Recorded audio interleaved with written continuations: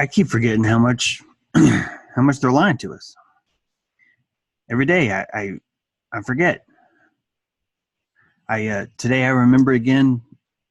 Just the ISS and the Apollo. Like I can't hold that in my mind all the time. That we're paying a government to create stories that we can believe in. It, it keeps everyone together when everyone believes in a certain percentage of things the same way. And then you keep them apart by driving a wedge in between two towers and splitting them. So it's managing a mass population it's astounding how much work it is when you really understand. Wow, this is what it takes to geld a human, to conform a psyche to one of two poles, to one of two towers, to red to blue. It's insane. 30,000 of the so American Revolution. 30,000 troops were the first 30,000 troops deployed from England were not British. They were purchased on interest from some princes in Germany.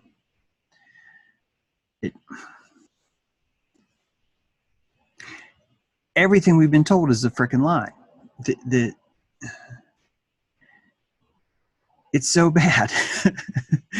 It's so bad how many lies there are. I wrote this article about the government is mafia, and I'll link it down there. But the one point that I'm pulling out of it to talk about here is that we don't realize how the government is a secret society.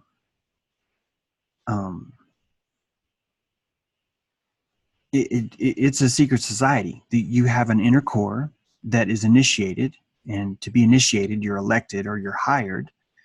That inner core has a level of secrecy. They have their own levels inside, and those are the three classifications of classified material. You've got classified, secret, and top secret. That's a secret society. And then the very top, you have a classification where you start to assign letters, A through Q, right? Q is a security level clearance. This is another level added on top of that. And you know that above that, then you have black clandestine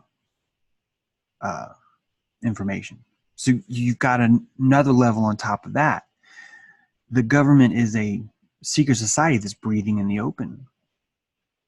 I said it was a mafia because mafia has that same framework, omerta, this idea that you don't tell, and then when you're initiating the mafia, you would never rat or snitch on someone, and then as you get made, you're rising to different levels. You finally are in an inner circle with benefits. All these are secret societies. So Kabbalah, guess what? Kabbalah is a religion of secret societies. It's a knowledge set. It's a rabbit hole to God. It's the idea that you can go deeper and deeper inside these circles that are concentrically inside of each other, diving deeper and deeper into this knowledge. Kabbalah is a secret society. You had to be 40 years old in Hebrew to even look at it initially. Additionally, you had to have certain requirements. Just like you would have to enter a college, say to get your doctorate, you would have to have proficiency or a master's in this or in that. It's an inner sanctum that has another inner sanctum that has a hidden meaning. But you don't actually know what that meaning is. In fact, as you learn Kabbalah, all you learn after a year of study is that there is a key somewhere. And inside that key, there's promises, sephiroths. And the zero sephiroth is the golem. You can draw a man out of clay.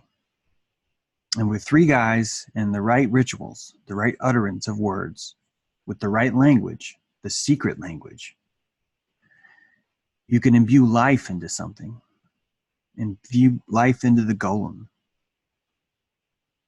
This giant clay gingerbread man would go out and fight your battles for you.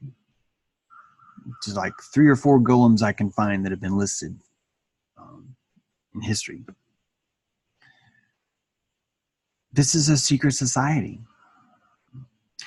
And the book of Torah, the Talmud, those are all the outer court, the outer church, the outer sanctum. And there's another court that's even larger than that, the plebs court, the countrymen outside of the courtyard, outside of the castle even. That's Abrahamic religion. That's Islam. That's Christianity. Not your archetypes are important. All of ours are. It's still okay to draw those archetypes, to draw power from them, to draw belief is everything. But mixed in here is a plot that's been set not too long ago.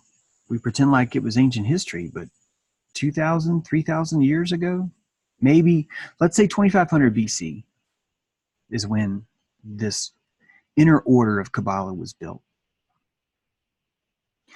That's when you would set up your roots to a new world order. You would twist it with, there's a secret.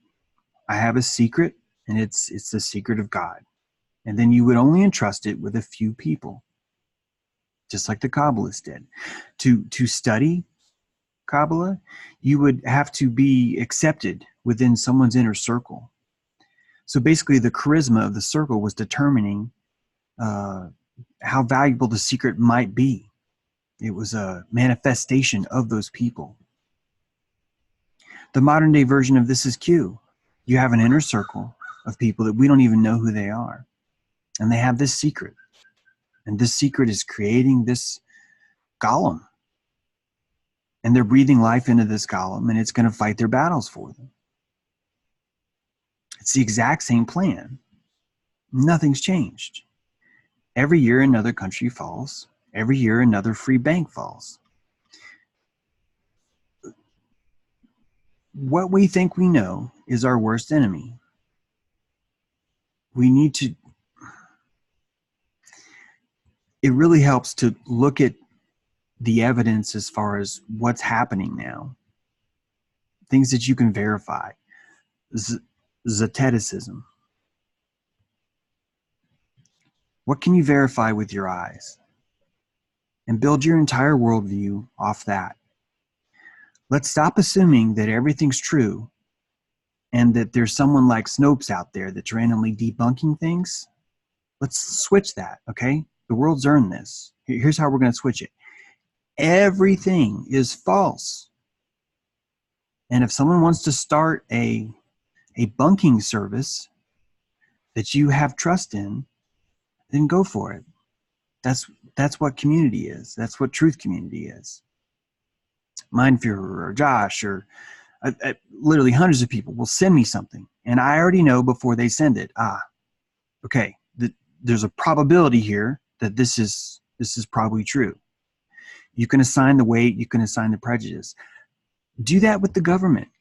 Do that with the news. Do that with the history you've been taught. Especially the hard history. It's just so hard to look and realize that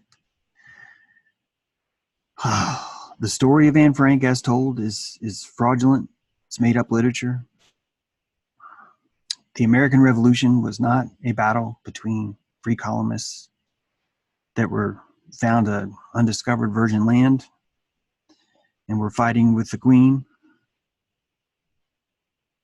and that the New World Order is the one that killed most of those people at the end of World War II by cutting their supply lines. There's a larger force at work. They're able to stick their hand in our back and move us whenever they like. We called those the Allies during World War II. And those same people were around before Operation Paperclip, during Operation Paperclip, and after. Those people are George Bush. Those people are George Bush II. Those people are Clinton. Those people have been every president, probably even before Kennedy. The military-industrial complex is not a new thing. They've turned the country into a reality show. They've taken our Bill of Rights and turned it into a stage prop. They're using it to suck you in. They're using it to keep you glued to your seat. That's why they're faking the ISS. That's why they fake NASA. This is free range, open air, trillion dollar mind control. These are professionals. We don't have to wake up now. I only need 6% of us to wake up. That's all.